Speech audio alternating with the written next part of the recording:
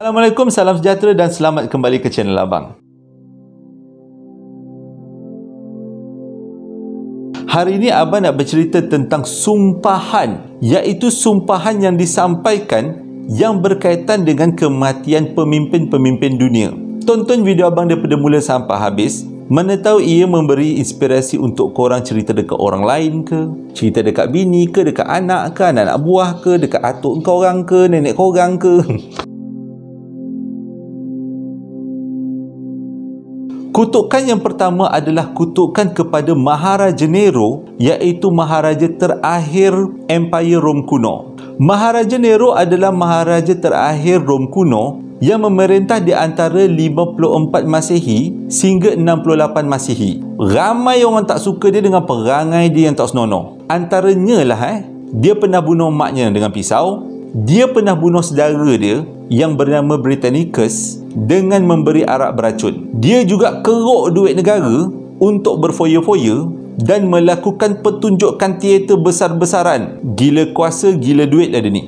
Sampaikan hutang negara meningkat berlipat kali ganda. Bila hutang dah banyak, dia pergi sita harta-harta para bangsawan dan hapuskan subsidi untuk rakyat. Memang patut kena sumpah. Pada 18 Julai tahun 64 Masihi, Bandar Rom terbakar. Dia yang bakar, korang tahu. Dan tujuan dia bakar Bandar Rom ialah dikatakan dia nak bangunkan semua Bandar Rom dengan menggunakan kepingan emas. Sewil Maharaja ni namanya.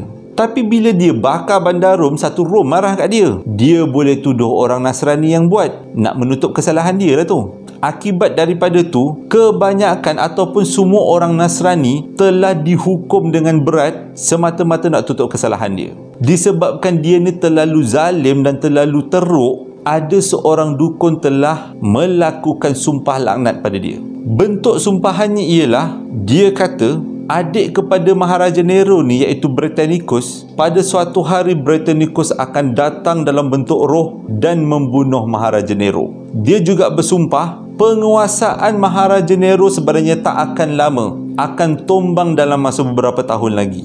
Bila Maharaja Nero dengar, dia arahkan askar, dia tangkap si pak dukun ni. Tapi dukun ni dah lari siap-siap sampai kesudah Maharaja Nero tak jumpa. Dan akhirnya si dukun ni mati bukan disebabkan dibunuh oleh Maharaja Nero. Dia mati dengan sendirilah. Sakit kena macam tu lah kan. Bila si dukun ni mati, Maharaja Nero ni gelabah. Takut sangat dimakan sumpah. Siapa yang tak dengar cakap dia, dia potong kepala. Banyaklah pegawai-pegawai dan juga bangsawan kena potong kepala. Disebabkan tu, pemberontakan demi pemberontakan berlaku untuk menjatuhkan Maharaja Nero. Dan akhirnya pemberontakan berjaya mengusir Maharaja Nero. Maharaja Nero nak ditangkap, tapi dia sempat lari. Dia lari dekat rumah salah seorang pembantu rapat dia. Bila dia takut sangat nak kena tangkap dengan ramai orang, dia bercadang nak bunuh diri. Dia tahu kalau dia kena tangkap, dia mesti kena hukuman yang teruk. Iaitu hukumannya ialah dia akan dibogelkan di tengah orang ramai dan akan dilibas dengan tali libasan yang diperbuat daripada kulit. Tapi disebabkan takut, dia pun bercadang nak bunuh diri. Tapi Maharaja Nero ni bukan berani sangat. Dia nak bunuh, tak jadi. Nak bunuh lagi sekali, tak jadi. Takut ni, tapi nak mati, tapi takut. Tapi tak nak kena tangkap. Tapi akhirnya, selepas rumah ini digempur dan Maharaja Nero menamatkan riwayat dirinya. Dibunuh dirilah akhirnya. Dan perkara ni tepat dengan ramalan si dukun tadi. Secara tak langsung lah kan.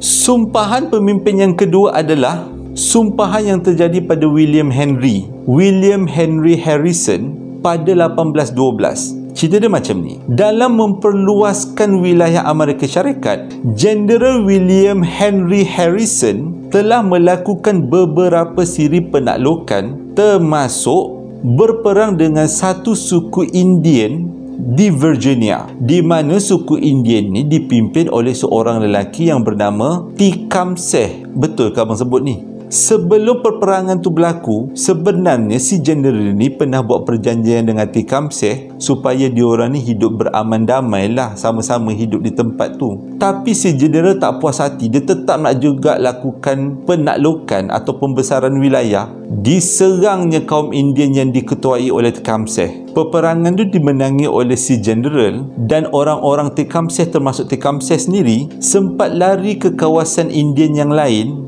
untuk mendapatkan bantuan. Walaupun bergabung dengan beberapa kelompok Indian, mereka tak dapat nak mengalahkan kekuatan tentera si General William. Sewaktu kekalahannya, Tecumseh telah menyumpah si general dengan mengatakan setiap 20 tahun Presiden Amerika Syarikat akan mati sewaktu dia masih menjadi presiden. Dan kutukan ni betul-betul pula jadi. Mula-mula jadi pada si general ni lah, General William Henry Harrison ni. Dia selepas peperangan tu dia jadi Presiden Amerika Syarikat. Dan selepas 20 tahun dia mati. 20 tahun lepas tu, seorang lagi Presiden Amerika Syarikat iaitu James A. Garfield mati dibunuh oleh orang gila. 20 tahun lepas tu iaitu pada 1901, Presiden William McKinley pun mati dibunuh. Ditembak oleh seorang lelaki yang bernama Emma Goldman. 20 tahun selepas tu pada tahun 1923, Presiden William Harding pun mati. Tapi bukan mati dibunuh tapi mati sakit jantung. Kutukan tu berterusan pada 1945, Presiden Roosevelt mati sebab stroke. Dan yang terakhir pada tahun 1963 iaitu Presiden Kennedy mati ditembak oleh seorang lelaki. Sampai situ je dia punya sumpahan tu. Sumpahan Tecumseh tu berakhir pada 1963. Dan selepas tu tak ada lagi Presiden Amerika Syarikat yang mati sewaktu menjadi presiden. Sumpahan seterusnya terjadi kepada ketua Kesatria Perang Salib yang bernama Jacques de Molay. Ketua Knight Templar lah ni.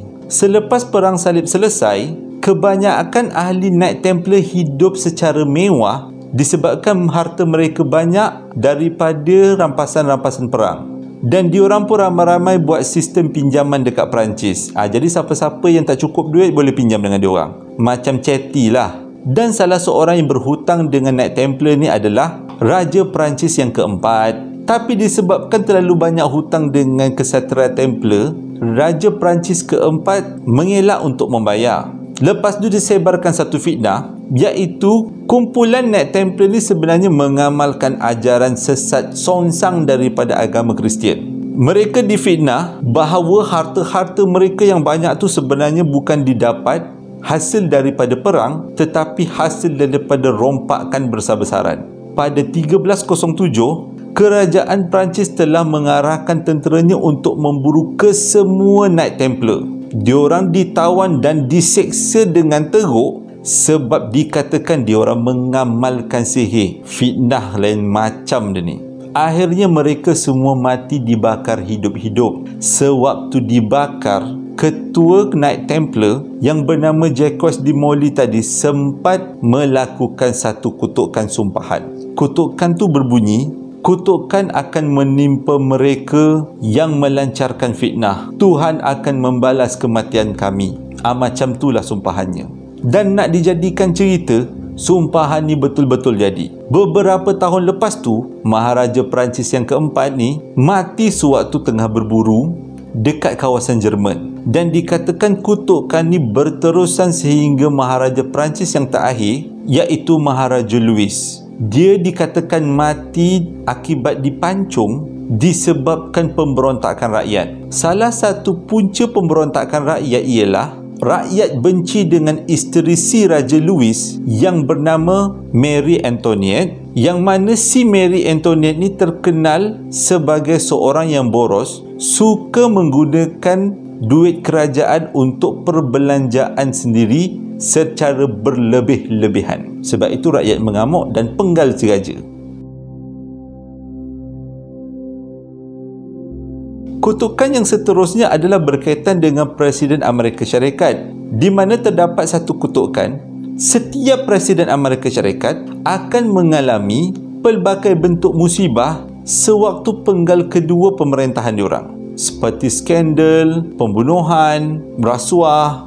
Orang yang membuat kutukan ini sebenarnya adalah salah seorang Presiden Amerika Syarikat yang bernama George Washington. Dia yang membuat kutukan ini. Dia kata dalam penggal kedua, setiap Presiden Amerika Syarikat mesti tumbang. Antaranya adalah Presiden Cleveland yang ada kanser mulut sewaktu penggal kedua pemerintahan, dan Presiden Woodrow Wilson yang kena stroke waktu penggal kedua pemerintahan diorang. Presiden Abraham Lincoln mati sewaktu penggal kedua pemerintahan diorang, dan William McKinley pun mati waktu penggal kedua sewaktu pemerintahannya akibat dibunuh.